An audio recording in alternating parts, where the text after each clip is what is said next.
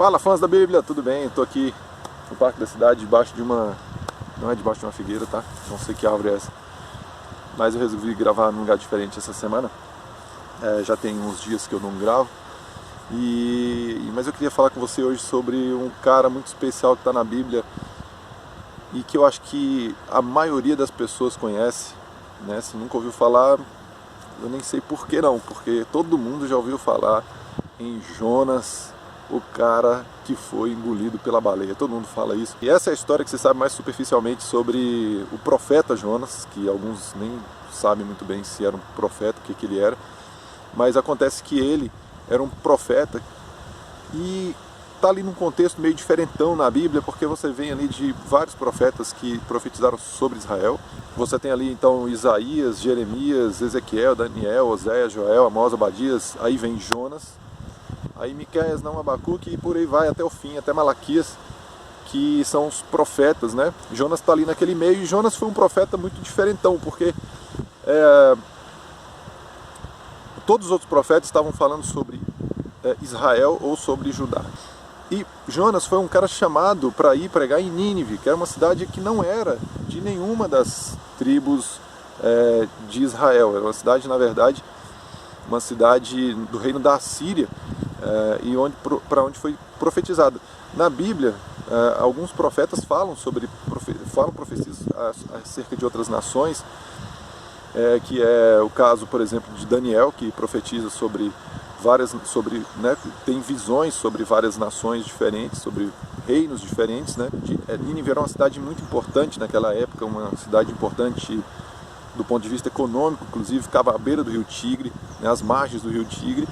Era uma cidade muito importante, é uma cidade muito grande. Daqui desde Israel até a cidade de Nínive, que era a capital do reino da Assíria, né, na época um dos grandes inimigos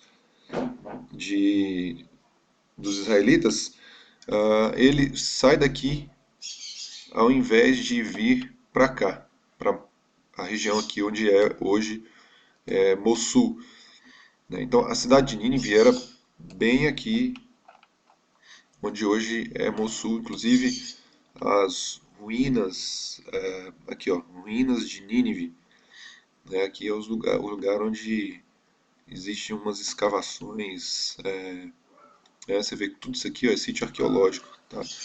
Tudo isso aqui é sítio arqueológico. Então aqui existem uns portões aqui, né? Aqui ó, Nínive, o portão de Nínive aqui ó, um dos portões, né? Aqui ó, ruínas de Nínive, aqui um palácio, né? As escavações de um palácio. E aqui é uma colina onde se diz que essa colina aqui é onde se diz que era um dos túmulos, uma das tumbas sagradas onde estaria o profeta Jonas, onde teria sido enterrado ele, né? Mas isso aqui é por especulação, porque existem vários locais onde as pessoas dizem que o profeta está enterrado. Então, essa aqui é a região de Nínive. Hoje é muito grande, não se sabe muito bem o tamanho da região que essa cidade ocupava, né? Mas aqui é uma região importante do ponto de vista bíblico, porque olha aqui o rio Tigre, né? Então, a cidade de Nínive era às margens do rio Tigre, conhecido na Bíblia, muito conhecido na Bíblia, junto com o rio Eufrates. Mas então essa era a trajetória que o profeta deveria ter feito, que era sair daqui e cruzar aqui essa parte do deserto aqui da Síria até chegar em Nínive, né, que era para pregar ali a palavra de Deus, falar do arrependimento na cidade de Nínive. E ele faz o seguinte, ele vem para o porto de Jafa, ou de Jope, e ele quer andar muito mais, porque ele deve ter pago inclusive uma passagem muito cara para ter saído daqui e querer vir para Tarsis, que era uma cidade localizada na Espanha, bem distante aqui de onde ele deveria estar. Então, realmente, Jonas queria fugir de fato da presença de Deus, né? Como se diz, né? Claro que ele não ia conseguir fazer isso, mas logo logo, aqui no início, segundo a narrativa bíblica, logo logo eles enfrentaram uma tempestade. Então, Jonas nem passou nem perto da Espanha, né? Ele logo teve que voltar para a terra e para cumprir aí a missão que tinha sido dada a ele por Deus. E aí acontece uma série de coisas, então, quer dizer, Jonas vai para o mar com esse navio e eles são pegos por uma tempestade, enfim, acontece toda aquela coisa, ele é jogado no mar, atribuída a ele a culpa, né, por essa tragédia que estava acontecendo, o navio prestes a se afundar. E aí é engolido por um peixe e vomitado na praia 3 dias depois.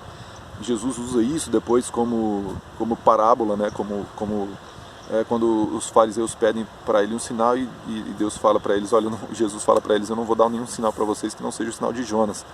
O que ele queria dizer com isso era que ele estaria dentro, né, no ventre da terra durante 3 dias, no terceiro dia ressuscitaria. Bem, muitas pessoas, muitos estudiosos apontam que o profeta Jonas era real, existia um profeta que ele é citado em 2 Reis, como Jonas, filho de Amitai, mas o livro de Jonas e essa história muitas vezes é tida como uma parábola, né, por causa dos fatos que aconteceram. Não que seja impossível que Deus colocasse um homem dentro de um peixe durante 3 dias, mas devido a alguns fatos ali que ocorrem durante o livro de Jonas, né? Além desse fato de ter sido engolido por um peixe, né, ainda tem o fato dele ter passado durante a tempestade, a Bíblia falar que ele estava no porão dormindo, né? Quem já pôde navegar em um pouco de águas tortuosas sabe que não dá para dormir no navio se sacudindo no meio de uma tempestade. Mas de qualquer forma, lá em Mossul, lá na região, lá em Mossul inclusive existe na colina de Mossul existe um túmulo, né, supostamente atribuído ao lugar onde Jonas estaria enterrado, mas que na verdade existem outros lugares também que dizem onde ele estaria enterrado. Bom, gente, o importante aqui é que nós tiramos várias lições, né? Tem várias palavras por aí falando sobre essa história de Jonas, independente dela ser uma parábola ou não. Jesus também usou muitas parábolas para falar a respeito do Evangelho, né? Mas eu só queria deixar essas curiosidades aí, onde é que ficava a cidade de Nínive, né? Aonde que ficava a cidade de Jaffa, de onde ele pegava, e para onde pegava o navio e para onde que ele iria, né? Para onde que Jonas iria naquele navio em direção à cidade chamada de Tarsis, que hoje não existe mais. Existe ali essa região da qual eu falei. Então, essa é a historinha de hoje. A história de Jonas é muito mais do que Jonas e o peixe grande, né? Muito mais. Que bom. A Bíblia é cheia de riquezas e eu fico sempre muito admirado de poder entender cada vez mais essas histórias. Deus abençoe você.